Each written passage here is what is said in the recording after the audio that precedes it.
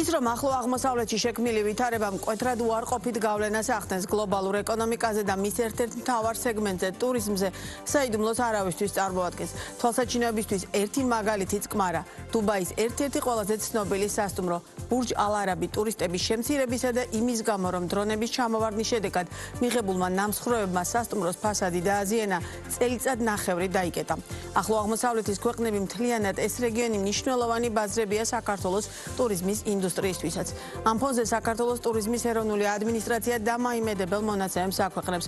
ქვეყანაში საერთაშორისო ტურისტული ვიზიტების რაოდენობა წლის პირველ კვარტალში თითქმის მილიონს მიაღწია, რაც წლიურად 4%-ით გაზრდილი მაჩვენებელია, თუმცა ახლო აღმოსავლეთში მიმდინარე პროცესების გათვალისწინებით რამდენად არის შესაძლებელი, რომ ეს დადებითი ტენდენცია მთელი წლის განმავლობაში გაგრძელდეს, სწორედ ეს არის ახლა მთავარი კითხვა. რის ხარჯზე გაიზარდა ტურისტების რიცხვი და რა მოლოდინი აქვს სახელმწიფოსა თუ კერძო სექტორს. დღეს ჩვენ დეტალურად ვისაუბრებთ ახლო აღმოსავლეთში მიმდინარე პროცესების გავლენაზე საქართველოს ტურიზმის სექტორზე და იმაზეც, თუ როგორ ესახება ბიზნეს შექმნილ ვითარებაში ზრდის დინამიკის შენარჩუნება. საინტერესოა ისიც, რომ სააგენტოს მიერ გამოქვეყნებულ სტატისტიკაში სექტორის ცალკეულ წარმომადგენლებს ეჭვში აქვთ. თავდაპირველად ჩვენ შეკითხვებს ტურიზმის ეროვნული ადმინისტრაციის ხელმძღვანელი მაია ომიაძე უპასუხებს. მოგესალმებით, ძალიან დიდი მადლობა გაცემა შტუმრობისთვის. საკმაოდ კარგი მაჩვენებლები გამოაქვეყნეთ. ყოველ შემთხვევაში პირველი კვარტალი იმის გათვალისწინებით თან, რომ პირველი კვარტლის მარტის თვე აქტიური საომარი მოქმედებები მიმდინარეობს ახლო აღმოსავლეთში და შესაბამისად ეს თავის მხრივ გავლენას ახდენდა ბუნებრივია პროცესებზე. რის ხარჯზე მივიღეთ ეს შედეგი და მე უკვე გავაანალიზოთ, რამდენად გვაქვს შანსი, რომ ეს მაჩვენებლები შევინარჩუნოთ. მოგესალმებით, მაია, მივესალმები მაყურებელს. დიდი მადლობა კვლავ მოწვევისთვის. დიახ, ძალიან მნიშვნელოვანი საკითხია მიმდინარე მოვლენების ფონზე, როგორ მოხერხდა და პირველ კვარტალში ჩვენ თვისებრივად ძალიან ბევრი მიმართულებით ზრდა ვაჩვენეთ, მათ შორის ამ ზრდებს შორის ასევე ძალიან რამდენიმე კომპონენტი იყო რეკორდული სხვა წლებთან შედარებით. მთლიანობაში შეიძლება ითქვას, რომ პირველი კვარტალი ტურისტული ვიზიტების თვალსაზრისით 2025 წელთან შედარებით 4%-ზე მეტია, 4%-ით გადააჭარბა შაშანდელ მონაცემებს და აქ აღსანიშნავია, რომელი ქვეყნებიდან გვაქვს ზრდა. დეტალებში რო ჩავიხედოთ, რომელი ქვეყნებიდან და რა პროცენტით გვაქვს ზრდა, მე აქ მოტანილი მაქვს კონკრეტული ციფრები. გერმანიიდან გვაქვს 37%-ზე მეტი ზრდა, პოლონეთიდან 34%-ზე მეტი ზრდა, ბრიტანეთიდან 45%-ზე მეტი, საფრანგეთიდან 24%-ზე მეტი, ჩინეთიდან 48%-ზე მეტი და ამერიკის შეერთებული შტატებიდან თითქმის 20%, 19%-ზე მეტი. სხვა ქვეყნებიც არის მცირე დოზით მატება, კორეა აღსანიშნავი 67%, შვეიცარია თითქმის 34%, რაც მთლიანობაში რა სურათს იძლევა, რომ ყველა ჩვენი სტრატეგიული ბაზარი, სადაც აქტიურად მუშაობთ, დაგეგმილად, როგორც კამპანიების თვალსაზრისით, თუ ბიზნესის ხელშეწყობის თვალსაზრისით, მთელი რიგი აქტივობები გქონდა შაშანდა, წელსაც უწყვეტად გრძელდება, ასევე ერთობლივად აეროპორტებთან, ავიაციასთან ერთად მუშაობით, პირდაპირ რეისების დამატებით, ერთობლივი კამპანიებით, კონკრეტულ ავიაკომპანიებთან ერთად ეს სტრატეგიული მუშაობა, რაზეც ჩვენ ბოლო წლების განმავლობაში ვლაპარაკობთ, მათ შორის აღსანიშნავია მნიშვნელოვნად ბაზრის დივერსიფიკაცია და ჩვენ მოგვიანებით კარგი იქნება რამ გამოიწვია ომის ფონზე მაინც სპარსეთის ყურის ქვეყნებიდან ზრდა. მთლიანობაში შეიძლება ითქვას, რომ ეს ქვეყნები, ეს სტატისტიკა ომის პარალელურად პირველი კვარტლის მონაცემები კიდევ ერთხელ ცხადყოფს, რომ სწორი მუშაობის შედეგია, ბაზრის დივერსიფიკაციის შედეგია, რომ ჩვენ ასე თუ ისე ვახერხებთ, მიუხედავად ჩვენი ასე ვთქვათ, შედარებით მწირი შესაძლებლობების, ისეთ დიდ ქვეყნებს, როდესაც ვეჭიდებით, როგორიც არის იგივე ტურისტულ ბაზარზე ჩვენი კონკურენტები და ამ კონკურენტულ გარემოში ჩვენ როგორ ვახერხებთ აი ამ მრავალფეროვან ბაზარზე საკუთარ პოზიციონირებას ისე, რომ ეს ციფრები მივიღოთ, ვფიქრობთ, რომ სწორი მუშაობის შედეგი. კი ბატონო, ახლა მივყვეთ თანმიმდევრულად. პირველი როგორი მოლოდინი გაქვთ ეს მაჩვენებლები შენარჩუნდება თუ არა და რადგან ახსენეთ, რომ სპარსეთის ყურის ქვეყნებიდან მაინც ზრდა გვაქვს, აი აქ შექმნილი საკმაოდ რთული ვითარების მიუხედავად, რით არის განპირობებული ეს ნაწილი და აუცილებლად შევეხები მე იმას, რამდენად სექტორის ცალკეულ წარმომადგენლებს მაგალითად აქვთ უნდობლობა და ისინი მიიჩნევენ, რომ ეს მონაცემები არის საეჭვო და რეალური ვითარება სხვა. ამაზეც მინდა რომ აუცილებლად გავამახვილოთ ყურადღება. ცალსახად უნდა ითქვას, რომ რა თქმა უნდა, იგივე პირველი კვარტლის მონაცემებით ან წლის ჭრილში ჩვენ რა მოლოდინებიც გქონდა გარკვეულწილად, რა თქმა უნდა, გადასახედი იქნება, იმიტომ რომ კიდევ ერთხელ აღვნიშნავ თქვენ, რომ გადახედოთ იმ ქვეყნებს, სადაც კონფლიქტი არის, ეს ყურის ქვეყნები იქნება თუ გავლენა ვთქვათ ინდოეთიდან თუ ვთქვათ ისრაელიდან, ეს ქვეყნები ტოპ 15 ქვეყანაში ყოველთვის არის ჩვენს სტატისტიკაში და აქვე აღსანიშნავია არა მხოლოდ ტოპ 10-15-ეულშია, არამედ შემოსავლების თვალსაზრისით ამ ქვეყნებიდან მაღალმხარჯველი უნარიანი ტურისტები შემოდიან, ხო? აი პირველი კვარტლის მონაცემებით ჩვენ ინდოეთიდან 29%-იანი კლება გქონდა, ისრაელიდან 17%-იანი კლება გქონდა, ირანიდან შემცირდა 58%-ით ვიზიტები, მაგრამ მიუხედავად ამ ყველაფრისა, პირველ კვარტალში კონკრეტულად ყურის ქვეყნებიდან მაინც 8.2% გქონდა ზრდა. შენარჩუნება თუ არა ეს ყველაფერი წლის ბოლომდე, რა თქმა უნდა, ჩვენ კვალდაკვალ გარდა იმისა, რომ ვაკვირდებით სიტუაციას, ასევე რეისების გაუქმება იქნება, გარკვეული რეისების თუ აღდგენა თუ დამატება, აღსანიშნავია ის ფაქტიც, რომ შეიძლება არასრული დატვირთვით, მაგრამ საუდის არაბეთიდან ფრენები ხორციელდება, ისრაელიდან ფრენები ხორციელდება, კვლავ არის საუბარი იმაზე, რომ უახლოეს პერიოდში სიხშირეები დაემატოს, ნელ-ნელა აღდგენისკენ წავიდეს, რაც მთლიანობაში იძლევა იმის შესაძლებლობას, რომ ზაფხულის სეზონი იქნება პოზიტიური. ასევე აღსანიშნავია ის ფაქტი, რომ გარკვეულწილად ჩვენ სექტორს შევხვდით, ჩვენი ხედვები ვუთხარით, ვამუშავებთ გეგმებს, სად შეიძლება ერთგვარად მოხდეს, ვერ ვიტყვით სრულად ჩანაცვლებას, იმიტომ რომ ამ ბაზრებს ვერაფრით ვერ ჩანაცვლებ. თან ძალიან ბევრი იშრომეთ სახელმწიფომ და კერძო სექტორმა ერთად, რომ სწორედ ეს ბაზრები ყოფილიყო, სწორედ იმ მაღალმხარჯველიანი ტურისტების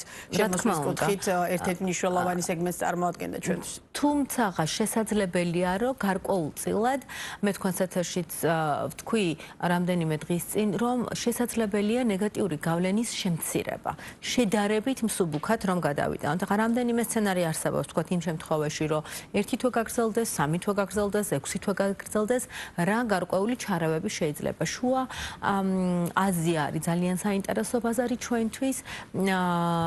ევროპის ქვეყნებიდან პირობითად და გერმანია, პოლონეთი გაერთიანებული საამიროები, ისედაც ზრდა გვაქვს და მიგოჩნია, რომ იმ ქვეყნებში, სადაც ცნობადობა ისედაც მაღალია, ჩვენ შეგვიძლია დამატებით წამახალისებელი აქტივობებით, ეს იქნება B2B შეხვედრების მოწყობა, გარკვეული კამპანიები იმისთვის, რომ აი ამ თვენახევარში ზაფხულის სეზონისთვის კიდევ უფრო მეტად დავაფორსიროთ გარკვეული ნაკადების აქეთ გადმოტანა, ასევე ისიც აღსანიშნავია, რომ ამ ქვეყნებში, სადაც ახლა კონფლიქტია, ისედაც ტურისტები ხო ჩადიოდნენ, მათ შორის ამ ადამიანებისთვის საქართველოს კონკურენტუნარიანი გარემო არის, უსაფრთხოების თვალსაზრისით. აი ხა ხო, მაგრამ აი როგორ უნდა მივასწროთ, მაგალითად ასეთ ტურისტებს ხმარ, რომ პირობითად, მაგალითად საქართველოს დიახ, განსაკუთრებით წლის ამ პერიოდში, მაგალითად საუდის არაბეთი და ეს ქვეყნები თუბაი, ახლა ყველასთვის ცნობილია, რომ ეს პერიოდი ყველაზე განსაკუთრებული დატვირთვა ჰქონდათ. ის რომ ძალიან ცნობილი სასტუმრო აჩერებს მუშაობას, მე ვახსენე კიდე ჩემს შესავალნაწილში, ეს მიუთითებს, რომ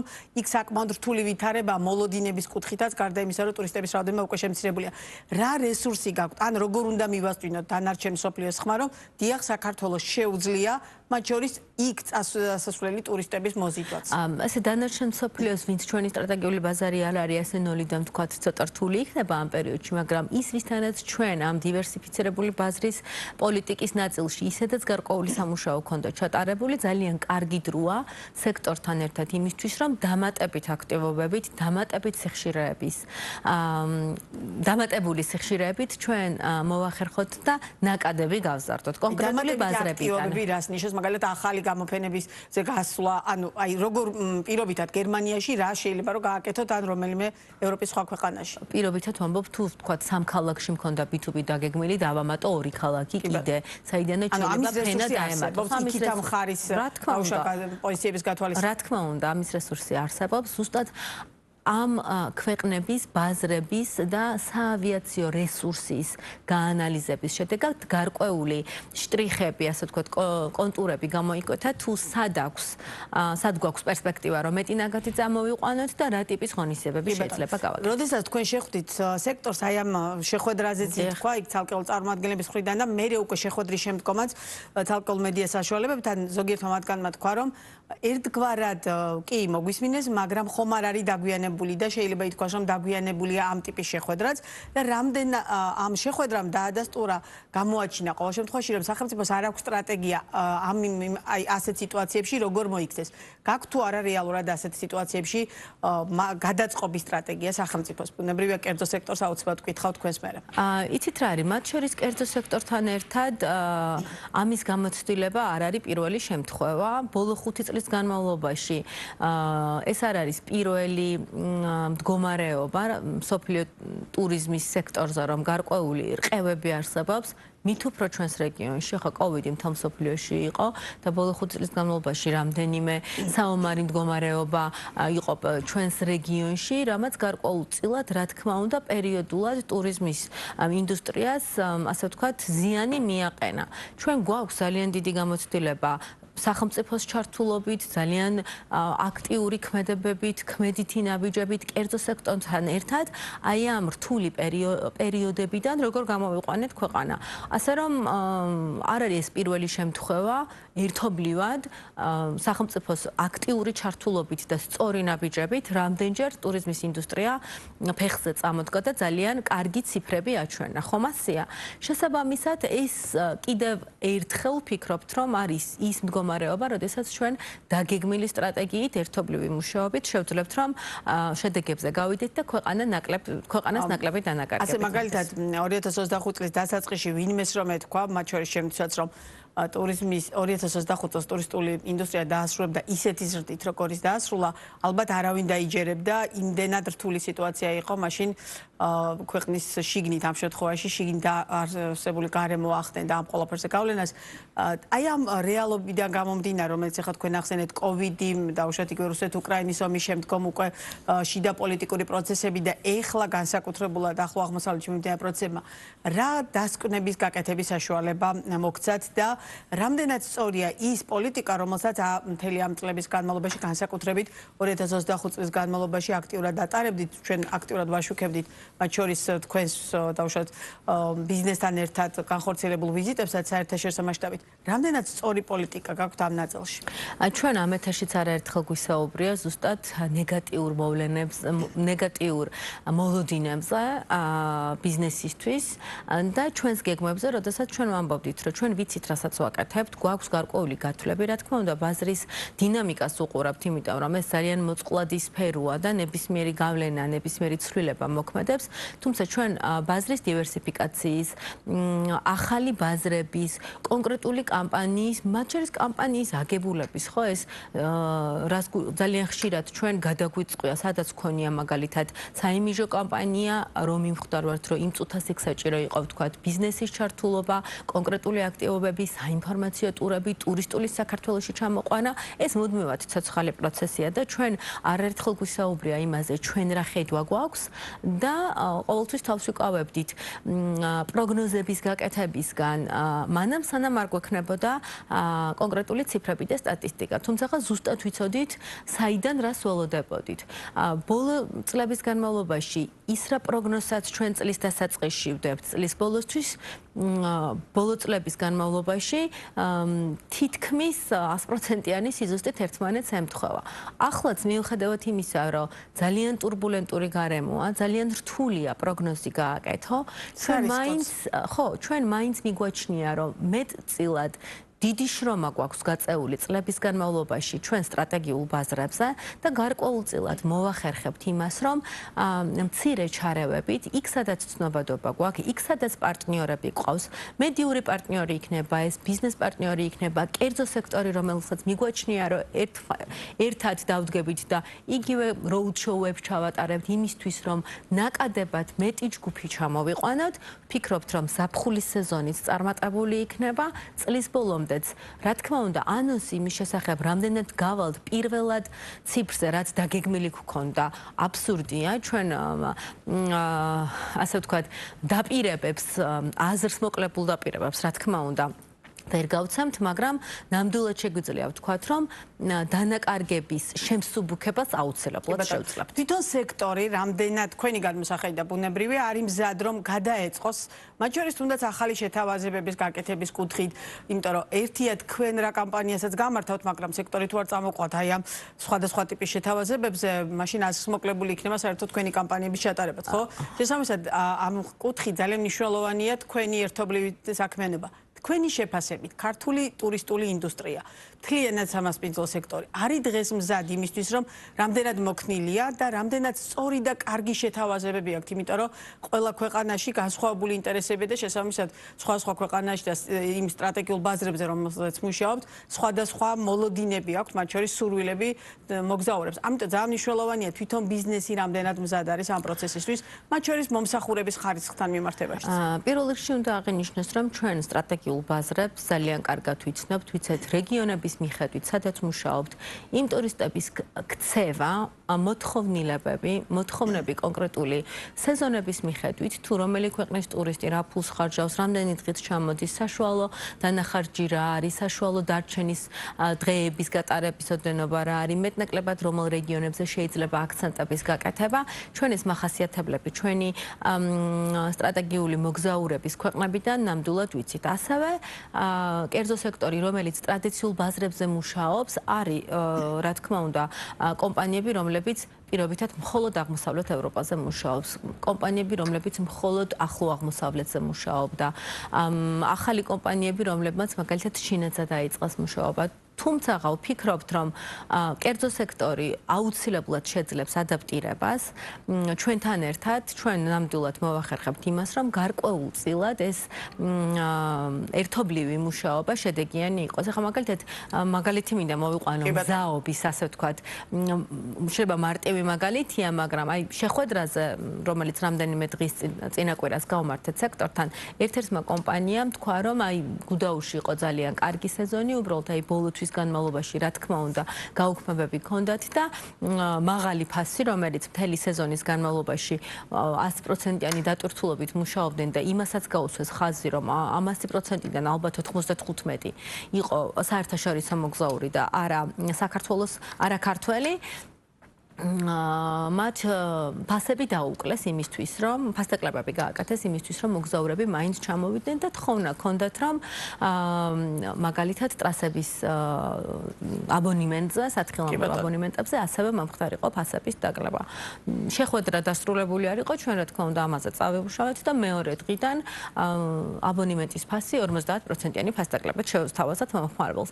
ესეც გარკვეულწილად მაგალითია იმის, რომ სექტორი, რასაც მიაჩნია, რომ მას მოეხმარება და ასე ვთქვათ, თხოვნა რჩევა ექნება ამ თვალსაზრისით, ჩვენ არაერთხელ გაგვითვალისწინებია და მზად ვართ, რა თქმა უნდა, რეალისტურად, რაც შესაძლებელია, ჩვენ მივეხმაროთ, ასე ვთქვათ, სექტორსაც და ერთობლივად მივიღოთ ის შედეგი, რა შედეგებსაც ვფიქრობთ, რომ როგორც პირველ კვარტალში გავედით, წლის ბოლომდე. კი ბატონო, და ჩვენი საუბრის ბოლოს მათ ვისაც ამ სტატისტიკის არჯერა, რისი თქმა შეეუძლია ადმინისტრაციის ხელმძღვანელს და რა მოლოდინი უნდა ჰქონდეს დაუშვათ იმ სკეპტიკოსებს, რომლებსაც მიაჩნიეთ, რომ ეს მონაცემები, რომელიც თქვენ გამოვაქვეყნეთ, არ ასახავს რეალურ სურათს.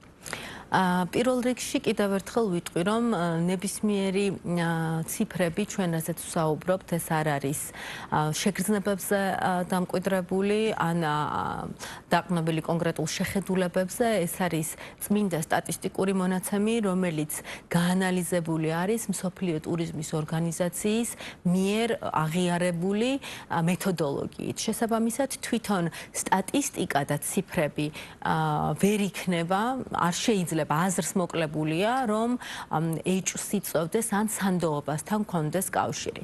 რაც შეეხება სკეპტიკურად განწყობილ ადამიანებს ციფრების მიმართ, მე ვიტყოდი, რომ იმდენად რამდენადაც ტურიზმის სექტორი ჭრელია, მრავალფეროვანია, დივერსიფიცირებული არის, მცირე, საშუალო და მსხვილ ბიზნესს წარმოადგენს, გარკვეულ ადამიანებს აქვთ, რა თქმა უნდა, პირადი გამოცდილება. შესაბამისად, მათ სკეპტიციზმსაც რა თქმა უნდა აქვს აზრი და არსებობის უფლება, იმიტომ რომ შეიძლება კონკრეტული სასტუმრო უბრალოდ ვერ მუშაობს კარგად. ეს საერთოდ არ ნიშნავს, რომ ტურიზმის სექტორი ცუდ მდგომარეობაშია. რა თქმა უნდა, ჩვენ როდესაც ტურიზმის სექტორს გარკვეულწილად აქვს გამოწვევები, ჩვენ პირველ რიგში ვდგებით ამის სადარაჯოზე და პირველ რიგში ვიწყებთ ამაზე შიგნით მუშაობას, სადრა სიგნალია, რა შეიძლება გაკეთდეს, მანამ სანამ საერთო საჯარო სიგნალებამდე მივალთ, იგივე ამ შემთხვევაშიც ფრენების გაუქმება რო დაიწყო, პირველ რიგში ჩვენ მქონდა ამაზე ინფორმაცია და ჩვენ მაშინვე დავიწყეთ სხვა გამბაზრების გადათამაშებაზე მუშაობა. ხო, რა თქმა უნდა, ამით ვეხმაურები, რამდენად იყო თუ არა დაგვიანებული რეაქცია. რა თქმა უნდა, არ იყო დაგვიანებული რეაქცია და ეს პირველი კვარტლის მონაცემებშიც აღმოჩნდა. კიდევ ერთხელ განმეორდები, რომ სკეპტიკურად განწყობილი ადამიანების აზრსაც, რა თქმა უნდა, არსებობის უფლება აქვს და ასეც უნდა იყოს ეს მათი პირადი გამოცდილება, რაც ნამდვილად არ ასახავს საერთო სურათს ქვეყანაში მიმდინარე მოვლენების. კიდევ ერთხელ ვამბობ, ერთობლივად დარწმუნებული ვარ, რომ ჩვენ შევძლებთ ასეთ რთულ გარემოში, მსოფლიოსთვის რთულ გარემოში, საქართველოს შედარებით ნაკლები დანაკარგებით გავიყვანოთ და კიდევ ერთხელ ვიტყვი და ხას გაუსმამ იმ ფაქტს, რომ დარწმუნებული ვარ, როგორც პირველი კვარტალი იყო, შეიძლება არა ისეთი, როგორიც ომის არ ყოფნის შემთხვევაში, კონფლიქტის არ ყოფნის შემთხვევაში დადგებოდა, თუმცა მაინც გავედით საკმაოდ კარგ ნიშნულამდე. ძალიან დიდი მადლობა სტუმრობისთვის, საინტერესო საუბრისთვის. მაია ომიაძე იყო ბიზნეს პარტნიორის პირდაპირ ეთერის სტუმარი.